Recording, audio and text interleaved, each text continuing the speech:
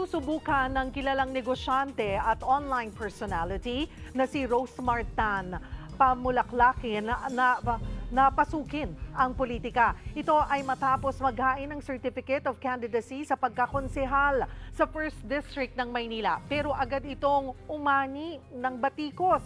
Para sagutin yan, magkakasama natin live dito sa studio si Rose Martan pamulaklakin. Magandang tanghali sa iyo, Rose Martan. Thank you for coming. Yes, ma. Thank you rin po sa pag-imbita. Ayan. Okay, pag-usapan natin itong pagpasok mo sa politika. Though, this is not the first time. Ano? Yes, po. Sinubukan mong tumakbo sa pagkakonsehal din noong 2022. Well, unfortunately, ay hindi ka nanalo. Ano yung napatutunan mo dun sa experience na yon? Sa totoo lang po ng 2022, parang pinush lang po nila ako na tumakbo. Pero never po ako nakapangampanya or never akong nag-ikot-ikot or house to house kahit isang beses dahil po buntis ako nun. And May po ako nanganak nun. Ay, tamang-tama. Talagang Yes, wala. So, it was during the campaign period, yun yung pinaka-delikado na dapat nagpapahinga na, ang isang Yes. buntis, And hindi first ba? baby ko rin po yun. And syempre, takot po akong kung mapaano siya. So, nag-focus po ako nun sa pregnancy ko. So, this time, you decided to run again. Talaga bang gusto mong tumakbo? Kasi noon, sabi mo, nakumbinsi ka lang. Yes po. Pero ngayon naman po, napa-oo lang din po nila ako. Medyo may nag-push lang din po ulit sa akin. Pero by this time, sabi ko, hindi naman po ako buntis. So, possible na kayanin ko naman po ngayon. Mafokusan ko po talaga. Pero ano ang napakapag-oo sa'yo? Kasi, di ba, sa pagpasok sa politika, sinasabi naman ay hindi naman pwedeng daanin lang sa pakiusap or sa pag-push. Kailangan buo yung loob mo. What really made you decide? Kasi napaka-busy mo na, di ba? Sa negosyo mo, sa pag-vlog mo. So, ano ang talagang pinakadahilan mo na talagang sige, magsisilbi ako sa taong bayan sa Maynila? Sa totoo lang, sobrang busy ko po talagang tao. Pero kahit po busy ako, iba-ibang lugar po pinupuntahan ko, Luzon, Visayas at Mindanao sa pagtulong sa mga tao. And sa ngayon po kasi, pera po ng skincare o pera po ng brand ko yung ginagamit ko pong pangtulong po sa mga tao. And yung pong nag-push sa akin, isa po kasi sa sinabi niya na mas marami kang tutulungan kapag ka nakapwesto ka. So yun lang po talaga yung nagpa-oo sa akin. Kasi sa totoo lang, ayoko po talaga sanang pasukin dahil alam ko pong magulo and delikado po ang politika. Ano ang sabi ng iyong pamilya? Na talagang pinayagan ka ba talaga? Or matagalan ba itong pagpapersuade sa kanila? Yung mama at papa ko po, syempre natatakot para sa kaligtasan ko po. And syempre yung asawa ko nung una ayaw po talaga niya, pinipigilan niya po talaga ako. Sabi ko nga po, mas marami akong matutulungan kapag po nakaposisyon. Syempre alam naman po natin na may budget po ang gobyerno sa pagtulong sa mga tao. Pero isa lang po yung sinisigurado ko, yung baka nga po pati sahod ko doon, mapunta sa pagtulong sa mga tao. Okay. Sa 1st District ng Maynila ka tumatakbo Yes, po. bilang konsehal. Yes, po. Masikip ba, mainit ba ang labanan dyan sa pagkakonsehal? Di ko po alam kasi ako naman po, matagal na po ako nag-iikot-ikot and naririnig ko naman po yung mga tao na parang Rosmar, ganun. Kaya yun po yung mas nagpapalakas po ng loob ko para ipagpatuloy. At doon sa inyong distrito, kung ikaw ay palarin, ay ano ang magiging concentration mo? Saan ang magiging focus mo? Siyempre, unang-una po yung kalusugan po ng mga senior citizen. Kasi nakita ko na bakit nila ifo-focus ang pang-maintenance na gamot kung wala po silang makain. Siyempre, mas focusin nila yung para pang tawid gutom sa araw-araw. Meron nga po isang lola doon lumapit sa akin, sabi niya, pagamot mo ako ha, please, pagamot mo ako kasi wala nang tumutulong sa akin. Parang ang sakit po sa dibdib kasi.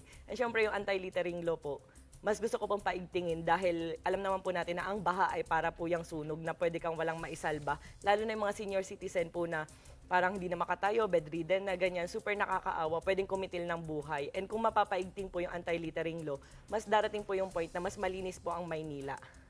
Ang District 1. Oh, sa District 1 ba, bahain ang lugar? Yes po, kasi alam naman po natin sa lahat naman po ng lugar sa Pilipinas, lalo na po sa Tondo, medyo wala na pong mga puno Puro na po building, bahay. So, kailangan po natin mas mapaigting ang bawal magtapon ng basura kung saan-saan. Para po maiwasan yun, syempre mas kailangan natin takutin yung mga tao na parang kagaya sa Taiwan, marami pong CCTV na kung saan pag nagtapon ka, dadamputin ka talaga ng pulis. At pwede nilang i-trace kung sino yung nagtapon doon. So sana po, ganun din po yung mangyari dito sa District 1. Ano ang paghahandang ginagawa mo para mas maintindihan mo ang takbo ng politika at paano yung talagang pagiging public servant?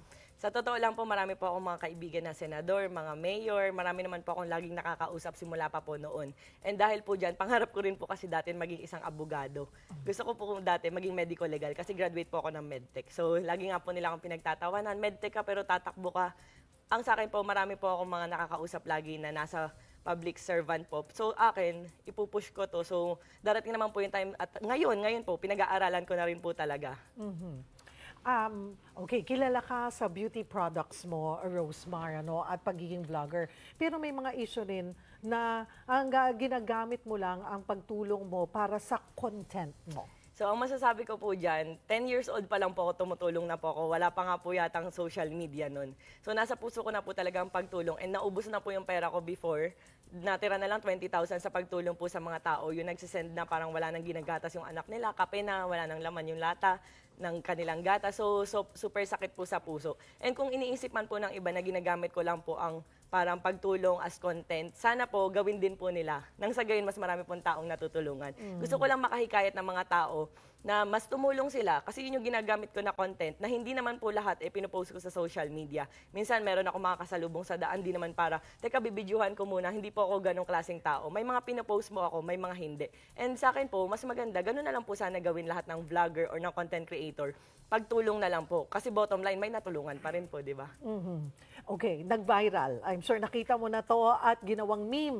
Yung interview mo noong nag-file ka nga ng COC, sinabi mo na hindi ka naman bobo. Pero, importante, syempre may kaalaman ka. Though kanina sinabi mo na naghahanda ka na. Anong masasabi mo sa mga ganitong klaseng pagbabash or sanay ka na? Sanay na po talaga ako kasi sabi ko nga po noon palang binabash naman ako. Hindi pa po ako ganun sikat, may mga basher na. And hanggang hindi naman po sila nagpakain sa akin, nagpaaral sa akin. Wala naman po akong pakialam. And ngayon naiintindihan ko po sila na pinagtatawanan nila ako kasi sino ba naman ako para hindi nila pagtawanan sa nangyayari po ngayon. Pero yun nga po, darating yung araw na I'll make sure po na magiging proud po sila sa akin. Okay, sabi ng mga basher mo, hindi pa huli ang lahat. Pwede ka pa raw umatras. Ano ang masasabi mo? Ang sa akin po, pinupush ko lang po talaga din to dahil gusto kong mas maraming matulungan at alam kong mas marami po akong matutulungan kapag ka nasa pwesto na po ako. So, ngayon po, tutuloy-tuloy ko pa rin po ito. Wala po akong planong mag-back out. Nakahanda na ba? Paano ang kampanya? May kanya-kanyang gimmick yan eh.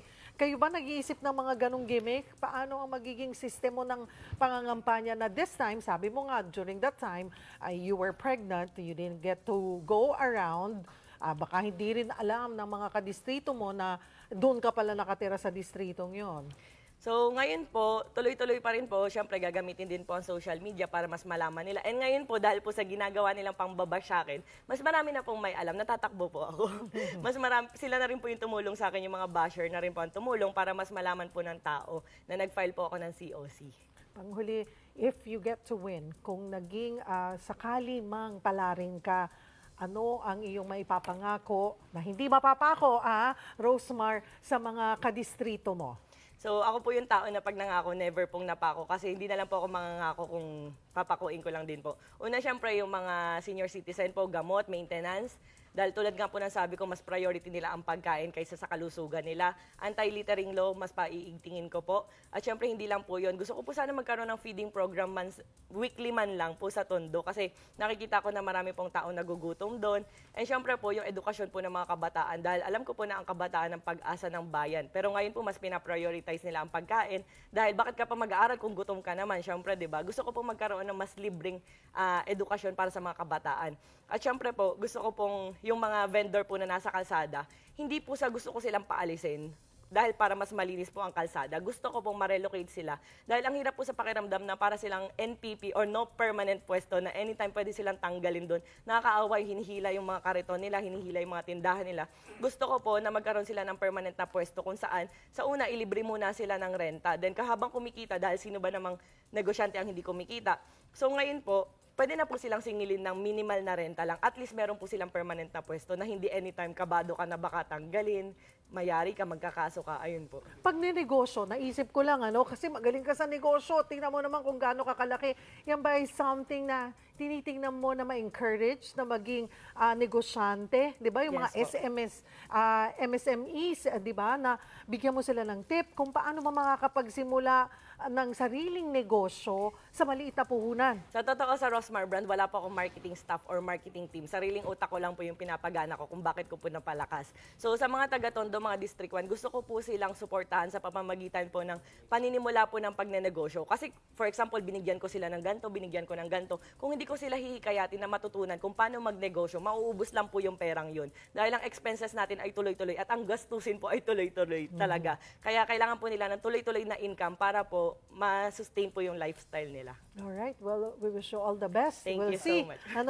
If you'll make it this time. Thank you for making time. Thank you po, maraming Rosmar. salamat din. Thank you.